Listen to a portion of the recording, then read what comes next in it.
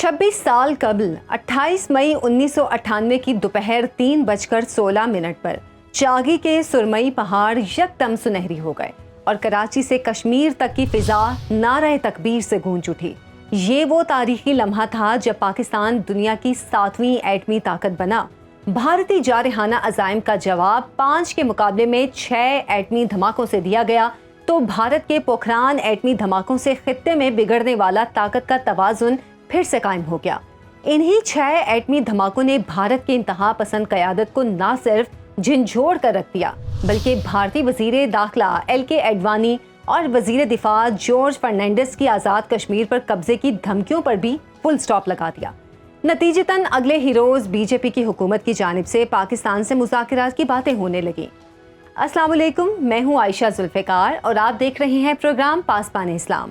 आज हम अहम तरीन कौमी दिन यानी कि यौम तकबीर की बात करेंगे, जब 26 साल कबल पाकिस्तान ने भरपूर आलमी दबाव मुस्तरद करते हुए खित्ते का चौधरी बनने का भारतीय ख्वाब चकनाचूर कर दिया।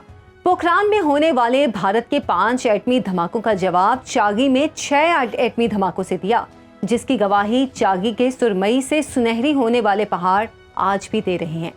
एटमी ताकत बनना हमारा ख्वाब नहीं था, हमारी ज़रूरत थी और इस ज़रूरत का एहसास हमें गुजरते वक्त के साथ साथ भारत के संगीन होते जारहाना रवैये ने दिलाया।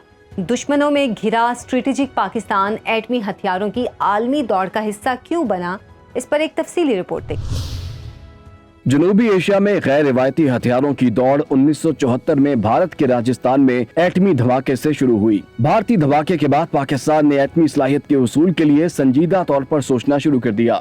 भारत में पहला एटमी प्लांट तकसीम से कबल 1946 में कायम किया गया, जबकि पाकिस्तान ने 1956 में एटमी तवानाई कमीशन की बुनियाद एटम फॉर पीस के अहद के तहत रखी। भारत ने 1964 में पहला प्लाटिनम रीप्रोसेसिंग प्लांट बनाया तो अयूब काबीना के वजीर जुल्फिकार अली भुट्टो ने कहा कि भारत ने एटम बम बनाया तो चाहे घास खाना पड़े हम एटम बम बनाएंगे, हमारे मुफाद में नहीं कि बंदूक तो मौजूद हो इसमें कारतूस ना हो। भुट्टो के बयान पर अमेरिका ने पाकिस्तान को रिवायती हथियारों की फराहमी पर भी पाबंदी लगा दी। अमरीकी सदर लिंडन जॉनसन ने पाक भारत जंग के तनाजुर में दी जाने वाली फौजी इमदाद भी बंद कर दी, जिसके बाद अगले 16 बरस तक पाकिस्तान को मिलने वाली अमरीकी इमदाद आटे में नमक के बराबर रही।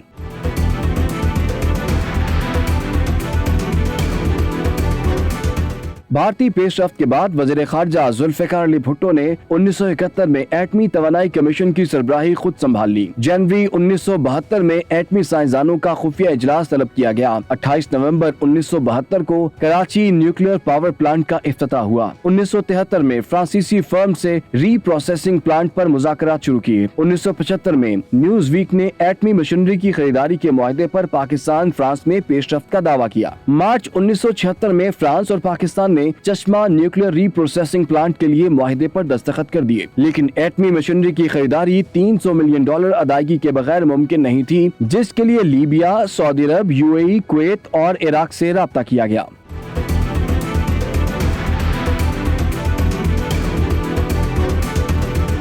1974 में भारतीय एटमी धमाकों पर खामोश रहने वाले अमेरिका और मगरबी ममालिक ने पाक फ्रांस एटमी खरीदारी मुआहदे पर शोर मचाना शुरू कर दिया। रिचर्ड निक्सन, जेराल्ड फोर्ड और जिमी कार्टर तीनों अमेरिकी सदूर के अदवार में कभी धमकी से डराने और कभी तरगीब से मनाने की कोशिश की गई, लेकिन पाकिस्तान ने फ्रांस से प्रोसेसिंग प्लांट की खरीदारी रोकने का मुतालिबा मुस्तरद कर दिया। दूसरी जानिब फ्रांसीसी सदर दबाव बर्दाश्त न कर सके और अगस्त 1978 में पाकिस्तान को की फरोख्त से इनकार कर दिया। 1979 में अमरीकी सिफारत खाने ने अपनी हुकूमत को मुत्तला किया कि जनरल ज़ियाउल हक ने जोहरी अफसूदगी की सरगर्मियों को मुंजमद करने से इनकार कर दिया है। बादज़ा अफगानिस्तान में सोवियत यूनियन की मुदाखलत के सबब पाकिस्तान का एटमी प्रोग्राम पस मंजर में चला गया। अमरीका ने भी खित्ते में गैर मामूली सूरत हाल के दौरान अहम इत्तेहादी होने के सबब भी पाकिस्तान के मामलात से सरफ नजर किया। इस दौरान पाकिस्तान ने खामोशी और खुफिया कारी से अपने एटमी प्रोग्राम पर काम जारी रखा, जिसकी तकमील का इजहार 28 मई 1998 को 6 एटमी धमाकों की सूरत में हुआ, जबकि 18 दिन कबल भारत ने पोखरान के मकाम पर 72 घंटों के दौरान 5 एटमी धमाके किए थे। स्वीडन के थिंक टैंक स्प्री की 2021 में जारी की गई एक रिपोर्ट के मुताबिक पाकिस्तान के पास जौहरी हथियारों का जखीरा भारत से ज्यादा है। भारत के पास 156 तो पाकिस्तान के पास 165 एटमी हथियार मौजूद हैं। आलमी इदारे एटमी वॉरहेड ले जाने की पाकिस्तानी मिसाइल टेक्नोलॉजी और कंट्रोल एंड कमांड सिस्टम के भी मोतरफ हैं। इसके अलावा महदूद तबाही मचाने वाले पाकिस्तान के स्मार्ट एटम बम भी धूम मचाने के लिए काफी हैं। रिपोर्ट आपने देखी। आगे बढ़ेंगे और बात करेंगे उन तारीखी लम्हात की जब पाकिस्तान ने अपने से 8 गुना बड़ी फौजी ताकत की उम्मीदों पर पानी फेर दिया। इसीलिए तो पाकिस्तान भारत के दिल में कांटे की तरह खटकता है। 28 मई 1998 एक तारीखी दिन जब पाकिस्तान आलमी एटमी क्लब का मेंबर बना। 26 साल बाद आज के हालात के तनाजुर में पाकिस्तान का एटमी ताकत बनने का ये फैसला कितना दुरुस्त साबित हुआ, इस पर हम बात करेंगे। हमारे साथ मौजूद हैं दिफाई तज्जियाकार सैयद मोहम्मद अली साहब। सर, बहुत बहुत शुक्रिया आपके वक्त का। 28 मई के एटमी धमाके पाकिस्तान को दुनिया की 7वीं एटमी ताकत रजिस्टर्ड तो करा गए। आज खित्ते के मखसूस हालात में 26 साल पुराने फैसले को आप कैसे देखते हैं?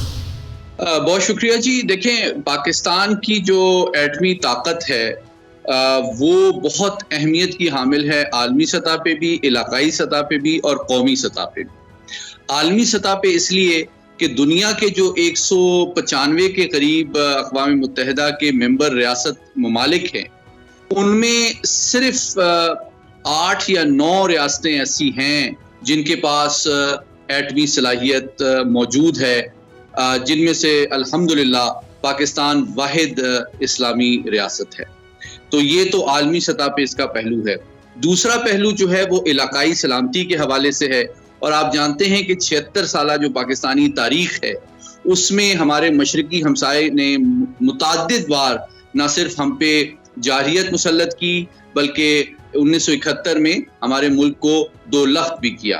तो जिसकी वजह से पाकिस्तान की ये सोच है और ये पॉलिसी है कि एटमी सलाहियत जो है पाकिस्तान के वो इस खित्ते में अमन की एक देरपा जमानत है, जो कि भारत या दुनिया के किसी भी ताकत को पाकिस्तान पे बराह रास्त रवायती या तज़हिराती एतबार से हमले से बाज रखती है। तो ये उसका दूसरा पहलू है। तीसरा पहलू ये है कि पाकिस्तान की कौम के लिए मैं समझता हूँ पाकिस्तान की तारीख में 28 मई का जो दिन है वो मैं समझता हूँ एक अहम तरीन दिन है। हमारी कौम का सीना उस दिन फख्र से बुलंद हो गया और हर पाकिस्तानी, चाहे वो पाकिस्तान में हो या दुनिया में कहीं भी मुकीम हो, उसका सर फख्र से बुलंद हो गया। और तो मैं समझता हूँ ये जो हमारी सलाहियत, ये हमारी कौम के लिए एक एतमाद और फख्र का जरिया भी है, इलाके में सलामती की जमानत भी है और आलमी सतह पे हमें एक बड़ी ताकत के तौर पे भी देखा जाता है। सर, गुज़श्ता 26 सालों के दौरान हमने अपनी सरहदों के अंदर वॉर ऑन टेरर लड़ी, जो आज भी लड़ रहे हैं। हमारे पड़ोस अफगानिस्तान और मशरिक़ वुस्ता में भी बेअमनी रही। क्या एक गैर एटमी पाकिस्तान इन हालात में सरवाइव कर सकता था? मैं समझता हूँ कि 28 मई का जो फैसला है 1998 में पाकिस्तान की एटमी सलाहियत को दुनिया के सामने उसका मुजाहिरा करने का, वो एक बहुत अहम और तारीखी फैसला था। इसके ज़रिए से न सिर्फ हमने भारत के जो तौसी पसंदाना अज़ाइम हैं उनको हमेशा के लिए खाक में मिला दिया, बल्कि उनके तमाम जो स्ट्रेटेजिक थिंकर्स, प्लानर और फौजी क़यादत है उन पे भी ये बावर कर दिया कि पाकिस्तान पर किसी किस्म की जारहियत जो है बराह रास्त अंदाज में रवायती या तज़वीराती एतबार से अब उनके लिए एक ऑप्शन नहीं रही है। और तीसरी बात ये है कि आप अगर दुनिया की तारीख देखें तो चाहे इराक हो, चाहे फ़लस्तीन हो, चाहे लिबिया हो, चाहे अफ़गानिस्तान हो, चाहे यमन हो, इन तमाम ममालिक की तारीख जो है वो एक बहुत तकलीफ दे और अहम सबक दुनिया के सामने लाती है, और खुसूसन पाकिस्तानी कौम के सामने, कि 28 मई का फैसला कितना ज़रूरी था। क्योंकि अगर आप इस تصویراتی صلاحیت کا مظاہرہ نہ کرتے تو دشمن جو ہے وہ اس غلط فہمی میں رہتا کہ وہ پاکستان کے خلاف جارحیت کر سکتا ہے. اور جو دنیا کی پچھلے 24-25 سال کی تاریخ ہے وہ یہ ثابت کرتی ہے کہ جو بھی ریاست جس کے پاس ایٹمی طاقت صلاحیت نہیں ہے وہ دشمن کے جارحیت کے رحم و کرم پہ ہے, جو کہ الحمدللہ 28 مئی 1998 کو ہماری قومی قیادت نے یہ تمام غلط فہمیاں دشمنوں کی دور کر دی. اچھا سید محمد علی صاحب, ایٹمی طاقت بننے کے بعد پاکستان کا عالمی کردار بڑھا یا کم ہوا؟ دیکھیے یہ آپ کا بہت اہم سوال ہے. اس کے دو پہلو ہیں. ایک پہلو یہ ہے کہ جس طرح میں نے گزارش کی کہ عالمی سطح پہ پاکستان کا قد کاٹ, ہمارا جو ہمیں دنیا اب بہت سنجیدگی سے لیتی ہے. آپ کے سفرا ہوں, آپ کی سیاسی قیادت ہو, وہ دنیا میں کہیں بھی جاتی ہے, کسی بھی ملک کی قیادت سے ملتی ہے تو دوسرے ملک کے ذہن میں ہمیشہ یہ بات ہوتی ہے, چاہے آپ اس کا برملا اظہار نہ بھی کریں, کہ آپ ایک ایٹمی طاقت کی قیادت اور سفرا سے ملاقات کر رہے ہیں. تو وہ ایک حقیقت پسندانہ اعتبار سے اس بات کو دیکھتے ہیں کہ پاکستان جو ہے ایک ذمہ دار ایٹمی طاقت ہے. اور الحمدللہ 1998 سے لے کے آج تک پچھلے 26 سال کے دوران ہم نے اپنی تاریخ, اپنی صلاحیت, اپنے رویے سے یہ دنیا پہ یہ ثابت کیا ہے کہ ہم دنیا کی ایک انتہائی ذمہ دار اور سنجیدہ ایٹمی طاقت ہیں. اچھا, جو دوسرا پہلو ہے آپ کے سوال کا وہ یہ ہے کہ اب ہمارے دشمنوں کو یہ بات تو بہت اچھی طرح معلوم ہے کہ ایک ایٹمی طاقت کے خلاف جارحیت ان کے لیے آپشن نہیں ہے. تو اب انہوں نے 1998 سے اپنی پالیسی میں یہ تبدیلی لائی کہ انہوں نے ہمارے خلاف ایک فیک پروپیگنڈا شروع کیا عالمی سطح پہ کہ پاکستان کو اور پاکستان کی ایٹمی صلاحیت کو دنیا میں بدنام کیا جائے اور ہمارے حوالے سے تشویش میں اضافہ کیا جائے, جو کہ الحمدللہ ہماری سیاسی قیادت, ہمارے سفرا, ہمارے تھنک ٹینکس اور اکیڈیمیا کی مدد سے ہم بارہا اور مسلسل کامیابی کے ساتھ دلیل اور حقائق کی بنیاد پہ ناکام بناتے رہے ہیں. تو یہ دشمن کی کوشش رہی ہے کہ جو ہمیں بدنام کرنے کی کوشش ہے میڈیا کے ذریعے سے, تھنک ٹینکس, اکیڈیمیا کے ذریعے سے اور مختلف سوشل میڈیا پلیٹ فارمز کے ذریعے سے, اس کو ہم دنیا کے سامنے ایکسپوز بھی کریں اور اس کو حقائق کے ذریعے سے غلط بھی ثابت کریں. اچھا سر, بتائیے گا کہ آج کے معاشی حالات کے تناظر میں کچھ لوگوں کا خیال ہے کہ پاکستان نے ایٹمی دھماکے کر کے معاشی خوشحالی کا موقع کھو دیا. ایسے طبقہ فکر کے نزدیک پاکستان کو کلنٹن کی پیشکش قبول کر لینی چاہیے تھی. آپ کا نقطہ نظر کیا ہے اس بارے میں؟ میں سمجھتا ہوں کہ پاکستان کی 76 سالہ تاریخ میں 28 مئی 1998 کا جو پاکستان کی تصویراتی صلاحیت کے مظاہرے کا فیصلہ بہت تاریخی اور ضروری فیصلہ تھا, کیونکہ اس کے ذریعے سے ہمارے دشمن کی نہ صرف تمام جارحانہ عزائم ناکام ہو گئے, خاک میں مل گئے, بلکہ ہمیں عالمی سطح پہ سر اٹھا کے ہماری قوم آج جی رہی ہے. تو یقیناً جس طرح کے دشمن کوشش کرتا ہے کہ ہمیں بدنام کیا جائے اور ہمارے اوپر معاشی دباؤ یا پابندیوں کی کوشش کی جائے, تو یہ جو ہائبرڈ وار اور 5th جنریشن وار کی حکمت عملی ہے جس کے ذریعے سے ہمارے معاشی مسائل میں حل میں اضافہ کرنے کی جو کوشش اور سازش ہے, اس کو بھی ہمیں نہ صرف جاننا, سمجھنا اور ناکام بنانا بہت ضروری ہے. اور یہ بہت ضروری ہے کہ اس ایٹمی پروگرام کی کامیابی میں ہماری قوم کو یہ پتہ ہونا چاہیے کہ ہماری فوجی قیادت, سیاسی قیادت, ہماری سائنٹیفک کمیونٹی نے دن رات انتہائی صبر آزما انداز میں بہت مشکلات اور ٹیکنالوجیکل ڈینائل اور دباؤ کے باوجود انتہائی کامیابی سے نہ صرف یہ صلاحیت حاصل کی, بلکہ 1998 میں 28 مئی کو اس کا مظاہرہ بھی دنیا نے دیکھا. تو میں سمجھتا ہوں کہ جو معاشی معاملات ہیں اس کا ایٹمی صلاحیت سے کوئی براہ راست تعلق نہیں ہے. جس طرح پاکستان نے دنیا کے تمام کوششوں اور سازشوں کے باوجود اس صلاحیت کو حاصل کرنے کا جب فیصلہ کیا, تو پاکستان کی قوم, پاکستان کی فوج اور پاکستان کی قیادت نے ایک سیسا پلائی ہوئی دیوار کے مصداق اس کو حاصل بھی کیا اور اس کو دنیا کے سامنے اس کا مظاہرہ بھی کیا. تو اسی اسپرٹ, جذبے اور سوچ کا ہمیں چاہیے کہ اپنے معاشی مسائل کے حوالے سے نہ صرف اصلاح عمل کو اپنائیں, اس سوچ کو پروان چڑھائیں, بلکہ اپنے معاشی مسائل کو سیاسی، فوجی اور قیادت اور عوام کی مدد سے ان چیلنجز کا مقابلہ بھی کریں، اور دشمن کی کوششیں کہ ہمارے معاشی مسائل میں اضافہ کریں ان کو ایکسپوز بھی کریں، اور الحمدللہ اور انشاءاللہ ناکام بھی بنائیں۔ اچھا سر، کیا آپ نہیں سمجھتے کہ کمزور معیشت اور سیاسی عدم استحکام جیسے مسائل پر قابو پائے بغیر ہمارے لیے اپنی ایٹمی طاقت کا تحفظ مشکل نہیں ہو جائے گا؟ دیکھیے، اگر آپ انسانی تاریخ کا مطالعہ کریں تو آپ اس بات کو بخوبی اپریشیٹ کریں گے کہ قوموں کی تاریخ میں بہت دفعہ بہت مشکل مراحل اور دور آتے ہیں، لیکن ایک قوم کی کامیابی اور تاریخ میں جو اس کا نام ہے اور اس کو جو عزت و احترام سے دیکھا جاتا ہے، اس کا دار و مدار اس بات پہ ہے کہ کیا وہ داخلی، علاقائی اور عالمی مسائل سے گھبرا جاتی ہے یا ان کا انتہائی دانش مندی، استقامت اور حوصلے کے ساتھ مقابلہ کر کے ان پہ قابو پاتی ہے۔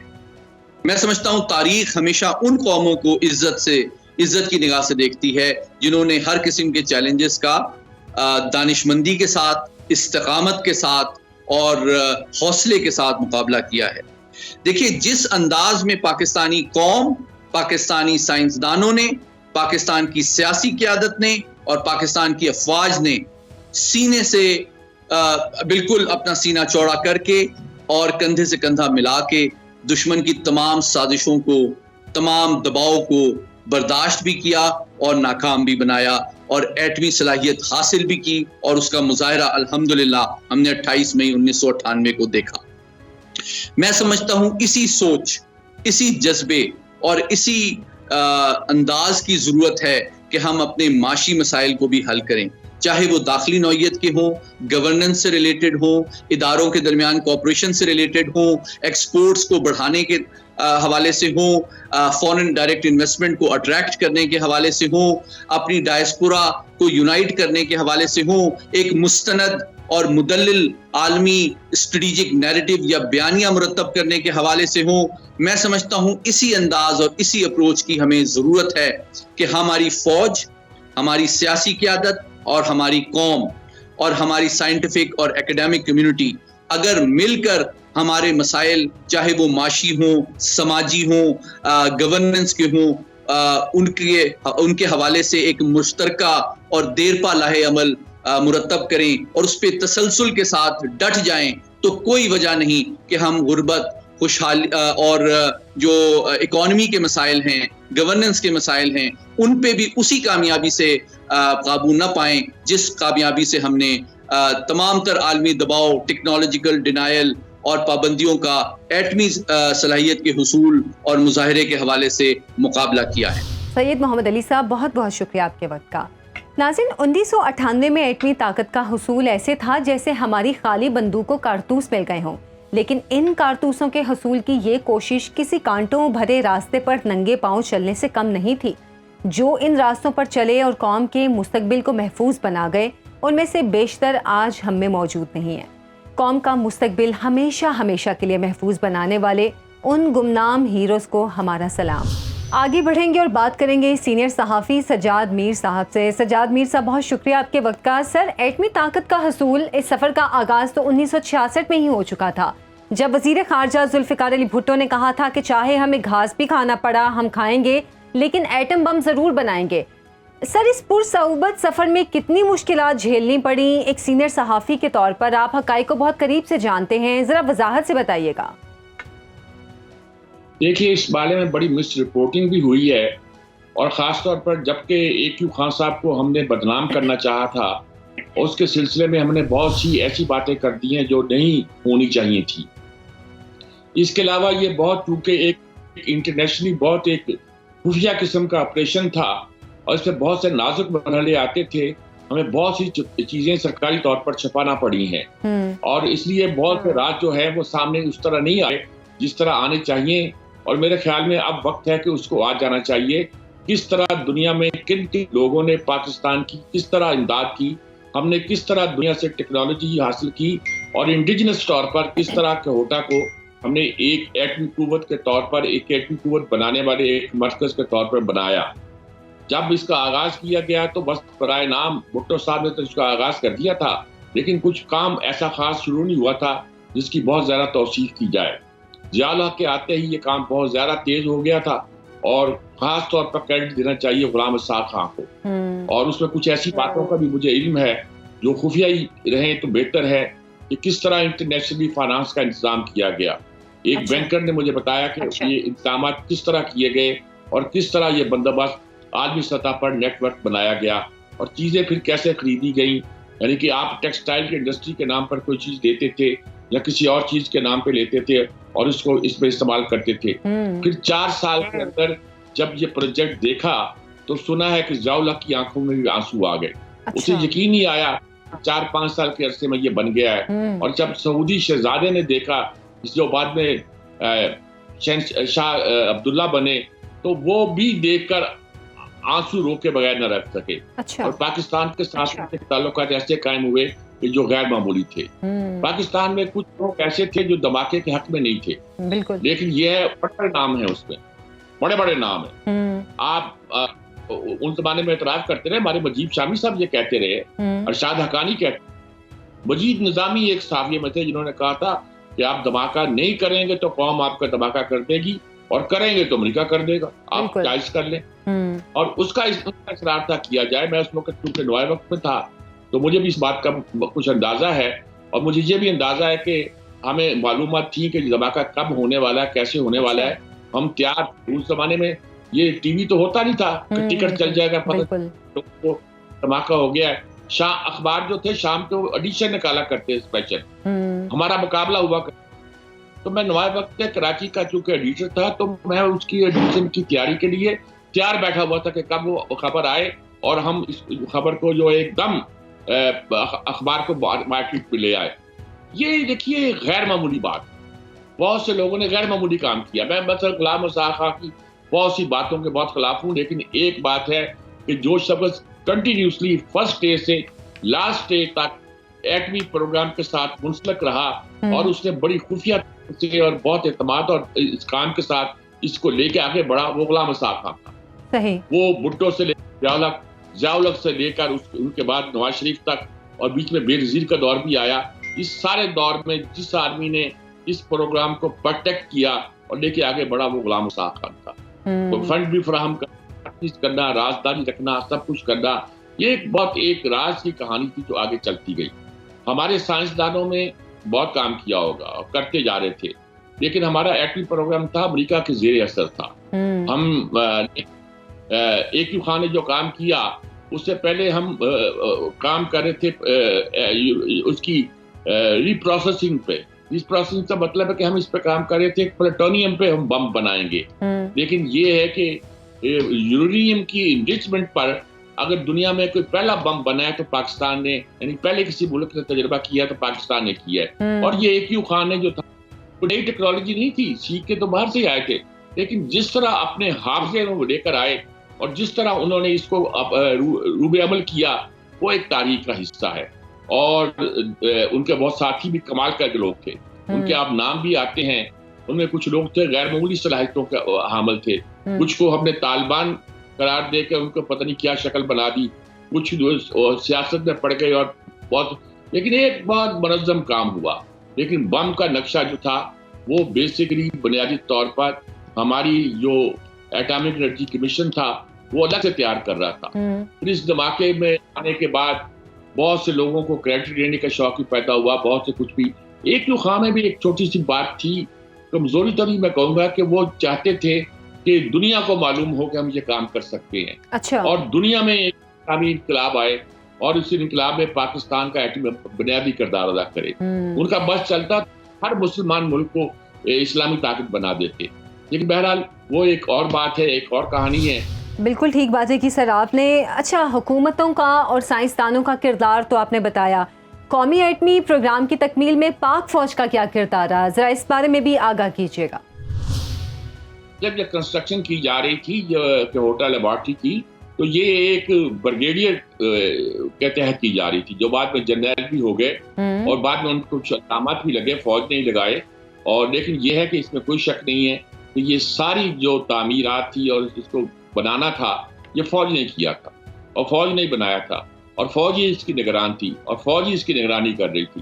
بڑے واقعات بھی ہوئے. ایسا بھی ہوا ہے کہ ضیاء الحق کے زمانے میں فرانس کا ایک فرسٹ سیکرٹری سفیر کے بعد جو نمبر 2 ہوا کرتا ہے, اس نے کوشش کی کہ کوہوٹا کے رستے پر سے وہ ایک مسافر بن کے جانے کی کوشش کی.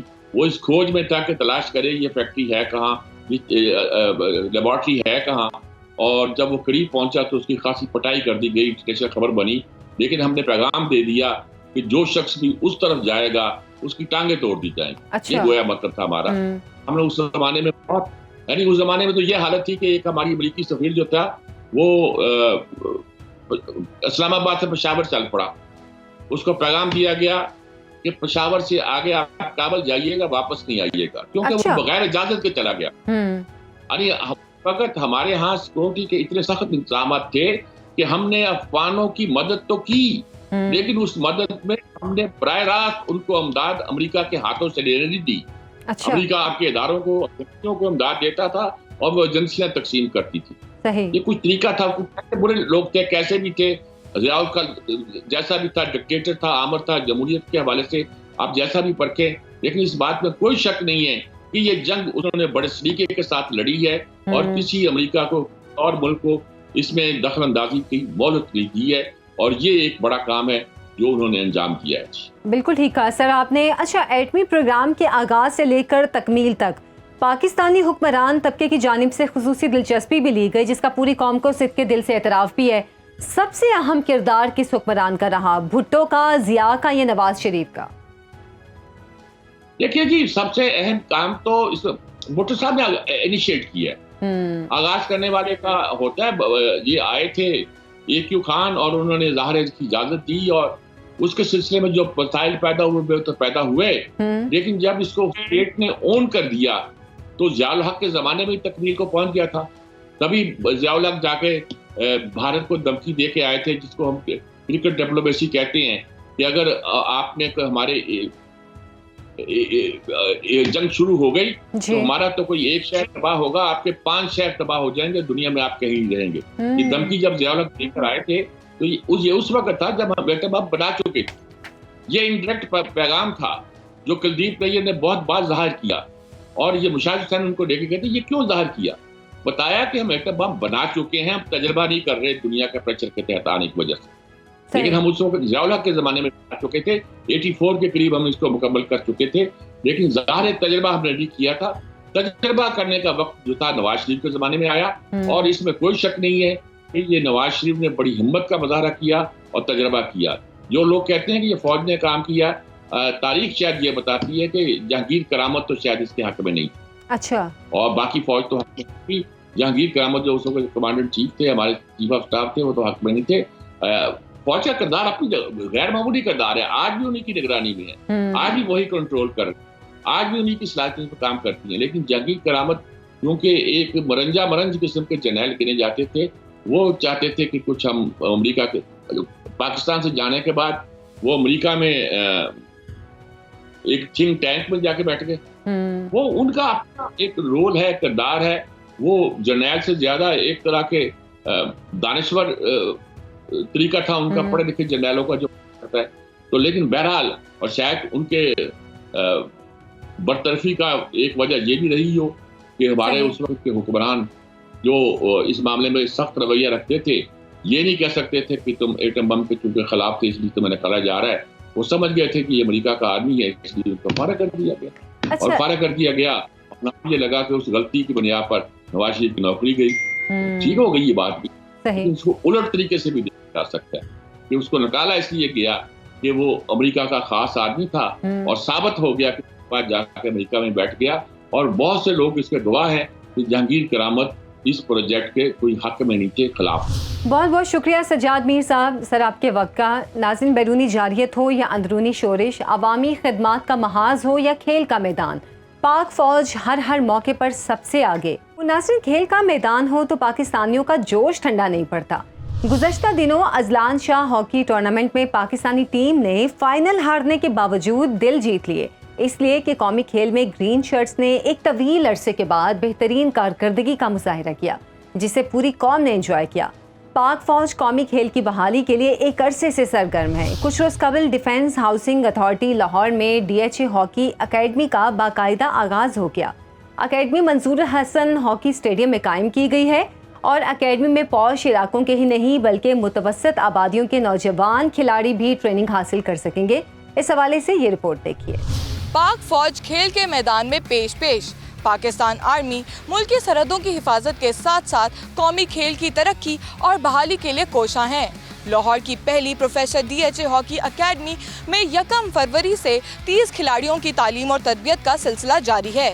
آئیے دیکھتے ہیں یہاں پر کیا کیا سہولیات فراہم کی جاتی ہیں اور یہ ادارہ کیسے خدمات سر انجام دے رہا ہے. میرے ساتھ اس وقت موجود ہیں director DHA hockey arena colonel Umar Sabir. ان سے جان لیتے ہیں کہ یہ ہاکی اکیڈمی کتنی زیادہ فائدہ مند ہوگی پلیئرز کے لیے, کتنا اچھا یہ پلیٹ فارم ہے, ان کو کیا سہولیات یہاں پہ فراہم کی جا رہی ہیں اور آگے آنے والے دنوں میں آپ لوگ کون سے اور اس طرح کے ایونٹس آرگنائز کرائیں گے ان بچوں کے لیے جو ان کے لیے فیوچر کے لیے زیادہ جی السلام علیکم. تقریباً 1.5 سال پہلے اس ہاکی ارینا کی بنیاد اس کانسیپٹ پہ رکھی گئی تھی کہ ہاکی جو ہے یہ ہماری نیشنل گیم ہے اور ہم نے اس کو ریوائیو کرنا ہے. انفارچونیٹلی کیونکہ آپ کو پتہ ہے کہ ہم ہاکی میں بہت پیچھے چلے گئے تھے, تو اس اکیڈمی کا بیسکلی مقصد یہ تھا کہ گراس روٹ لیول سے ہم بچوں کو اکیڈمی میں لے کر آئیں جن کو ہم ایجوکیٹ بھی کریں اور ان کو ہم ہاکی کی ٹریننگ بھی دیں. سو مقصد یہ ہے کہ ان کو اچھا انسان بھی بنایا جائے اور پروفیشنل پلیئرز بنایا جائے. اس مقصد کے لیے تقریباً 1.5 سال پہلے پورے پاکستان میں ہم نے ٹیلنٹ ہنٹ پروگرام ایک رن کیا. میں اور میری ٹیم جو ہے وہ ہم پورے پاکستان میں گئے. تقریباً 800 پلیئرز کے ہم نے ٹرائل لیے اور فائنلی ہم نے 30 بچے جو ہیں وہ سلیکٹ کیے. یہ 30 بچے ہمارے ساتھ ہاسٹل میں رہ رہے ہیں. ان کی بورڈنگ, لاجنگ, ان کی education, everything is free. اس کے علاوہ ان کو ہم منتھلی اسٹائپنڈ دے رہے ہیں. ان کو ہم ہر قسم کی فیسلٹیز جو ہے وہ دے رہے ہیں اور یہ سب کچھ جو ہے وہ DHA لاہور جو ہے یہ فائنینشیل جو سارا کچھ جو ہے یہ بیئر کر رہا ہے. سو یہ ایک بہت اچھا پلیٹ فارم ہے پاکستان میں. یہ اس طرز کا یہ پہلا انیشیٹو ہے کہ گراس روٹ لیول سے ہم بچوں کو جو ہے وہ ایجوکیٹ بھی کر رہے ہیں اور ساتھ میں ان کو ہم پروفیشنل ٹریننگ بھی جو ہے وہ ہاکی کی جو ہے وہ دے رہے ہیں. تو ہم امید کرتے ہیں کہ 1.5 سال میں یہ بچے جو ہیں وہ نیشنل جونیئر ٹیم کا جو ہے وہ حصہ بنیں گے اور ہمارا کھویا ہوا مقام جو ہاکی میں ہے وہ واپس لے کر آئیں گے. اچھا سر, مجھے بتا دیں اس اکیڈمی میں کچھ اس طرح کے پلیئرز ہیں جو ابھی کسی لیول پہ کھیل چکے ہوں, جونیئر, نیشنل یا کسی لیول پہ کھیل چکے ہیں, یا یہ سارے فریش بچے ہیں؟ یہ سارے تقریباً فریش بچے ہیں. ایز یو نو کہ ہاکی کے لیے بھی آپ کو ٹرف چاہیے. یہ رورل ایریاز کے بچے ہیں. ان کے بچوں کے پاس بوٹ بھی نہیں تھے. کچھ نے کبھی آسٹرو ٹرف پہ کھیلا تھا, موسٹلی بچوں نے آسٹرو ٹرف پہ بھی نہیں کھیلا تھا. سو ہم نے ان کو گراس روٹ سے لیول سے جو ہے وہ ٹریننگ دینی شروع کی ہے اور الحمدللہ 3-4 مہینے میں یہ بچے اس قابل ہو گئے ہیں کہ یہ اب اچھی ہاکی جو ہے وہ کھیل رہے ہیں. سو وی فورسی کہ یہ انشاءاللہ 6 مہینے کے اندر جو ہے یہ اس قابل ہو جائیں گے کہ یہ نیشنل جونیئر ٹیم کے لیے ٹرائل میں پارٹیسپیٹ کر سکیں. یہ ماشاءاللہ بہت اچھا ہے. مطلب پورے لاہور میں ایسی اکیڈمی نہیں ہے. یہ آرمی کا ہی سرمایہ ہے جو انہوں نے اتنا ہم کو سپورٹ کیا, ہمیں کھلا بھی رہے ہیں اور ہماری اسٹڈی بھی ہے. آلریڈی میں GC کالج جا رہا ہوں, تو دوسری بات ہماری رہائش بھی بہت اچھی ہے. تو باقی انشاءاللہ سب کچھ بہتر ہے. جی بسم اللہ الرحمن الرحیم. پہلے تو تھینکس ٹو DHA کہ اتنی ساری فیسلٹیز دی ہیں, کیونکہ آپ پورے پاکستان میں ایسی اکیڈمی نہیں بنی ابھی تک کہ جو اتنی اسٹڈی دے رہی ہو, ویل ہائر اور جو ہے اتنی فیسلٹیز دے رہی ہوں. اور یہاں تک کہ سارے لڑکے جو ہے نا پورے پاکستان سے آئے ہیں, ایسا نہیں کہ کوئی کہاں کے کوئی کہاں کے, پورے پاکستان کے ہی ہیں. اور الحمدللہ محنت ہمارے سر کر رہے ہیں گراؤنڈ میں اور انشاءاللہ ہم پاکستان کا پرچم پہنیں گے. بسم اللہ الرحمن الرحیم. مجھے بہت اچھا لگا DHA ہاکی اکیڈمی میں آ کر. ایسی DHA ہاکی اکیڈمی ہمیں بہت اچھی فیسلٹیز دے رہے ہیں. ایسی اکیڈمی پورے پاکستان میں کہیں نہیں ہے, جہاں تک کہ ہمیں بہت اچھے کوچز ملے ہیں, بہت اچھے ٹرینر ملے ہیں اور کھانا پینا رہائش بہت زیادہ زبردست ہے. اور ہمیں منتھلی وظیفہ بھی دیا جا رہا ہے, جیسے کہ ہمیں اسٹڈی بھی کروائی جا رہی ہے. ہمارا داخلہ GC یونیورسٹی میں ہوا ہے, جو کہ ایک بہت انسان کے لیے بہت زیادہ خواب ہوتا ہے کہ ہم GC میں ایڈمیشن لیں. تو انشاءاللہ ہم آنے والے کل کے لیے محنت کریں گے اور پاکستان کا نام روشن کریں گے. جی بسم اللہ الرحمن الرحیم. ڈی ایچ اے نے ماشاءاللہ ہمیں بڑا اچھا پلیٹ فارم مہیا کیا اور جہاں اور جتنے بھی ہمیں ادھر فیسلٹیز مل رہی ہے شاید آج کے دور میں کوئی پاکستانی ٹیم کو مل رہی ہوں. اور اس کے علاوہ یہ ہمارے پاس بہت اچھا چانس ہے, ہم ادھر پرفارم کر کے انشاءاللہ پاکستان کا نام روشن کر سکتے ہیں, اپنی ٹیم میں جگہ بنا کے اپنے ملک کا نام انشاءاللہ پوری دنیا میں روشن کریں گے. بسم اللہ الرحمن الرحیم. Thanks to D H A جس نے مجھے یہاں پہ بلایا اور مجھے اتنی اچھی محنت کرنے کا. ہماری ٹریننگ ہوتی ہے, ٹریننگ سیشن ہو رہے ہیں اور ہمیں فیسلٹیز بھی بہت اچھی ملی ہوئی ہیں. اور سب سے بڑی فیسلٹیز جو کہ پاکستان کی ٹیم کے پاس بھی نہیں, ہمیں ہیلتھ کارڈ ملے ہیں. مجھ سے میں بڑا اگر ہماری انجری وغیرہ ہو جائے تو اس انجری کے لیے ہمیں ہیلتھ کارڈ ملے ہیں. باقی ہم انشاءاللہ کوشش کر رہے ہیں کہ محنت کر کے آنے والے پاکستان کا مستقبل اچھا کریں. السلام علیکم. میں نشیرہ ویرکاں تحصیل گجرانوالے سے بلونگ کرتا ہوں. مانی بنڈرا میں رہنے والا ہوں اور میرا نام شہر یار ہے. مجھے بہت خوشی ہے, میں نے یہ اکیڈمی جوائن کی ہے اور یہاں پہ بہت سہولیات ملتی ہیں. سب ویسے جو کچھ پڑھنا ہے سب کچھ انہوں نے کرنا ہے. ویسا مجھے بہت خوشی ہے, یہ میں نے اکیڈمی جوائن کی ہے, اس لیے یہ پورے پاکستان میں یہ بیسٹ اکیڈمی ہے. اور یہاں پہ ہر سہولیات چھوٹی سی بھی چیز لینی ہو یہاں سے لینی پڑتی ہے. السلام علیکم. میرا نام محمد اسماعیل ہے, میں پشاور خیبر پختونخوا سے تعلق رکھتا ہوں. جیسے کہ آپ دیکھ رہے ہیں کہ یہ اکیڈمی پاکستان میں پہلی دفعہ اس اکیڈمی بنا ہے. اس سے پہلے اس اکیڈمی نہیں بنی. ہمارا ڈائٹ بھی ماشاءاللہ بہت اچھا ہے, بہت اچھا ہے. اور ہمیں جی سی یونیورسٹی میں داخلہ بھی دے رہا ہے اور کوچ بھی بہت اچھے ہمیں مطلب پریکٹس دے رہے ہیں. یہاں پر ہمیں بہت اچھی سہولیات ملی ہوئی ہے, کھانا پینا, رہائش, ہر چیز, یہ سامان سب کچھ کھیلنے کے لیے ہاکی سب کچھ دیے ہوئی ہے. ہم اور پاکستان میں میں کیپر ہوں, مجھے بھی گول کیپر اچھا لگتا ہوگا. عبداللہ اشتیاق ہیں, وہ مجھے اچھا لگتا ہے, فیوریٹ ہے. میرا نام وجاہت علی ہے, میں فیصل آباد سے بلانگ کرتا ہوں, مگر یہاں پہ میں ایز اے فزیکل ٹرینر کام کر رہا ہوں. اور آپ کے کویسچن کے فیسلٹیز کی بات کی جائے تو یہاں اس طرح کی فیسلٹیز پورے پاکستان میں کہیں بھی نہیں ہے.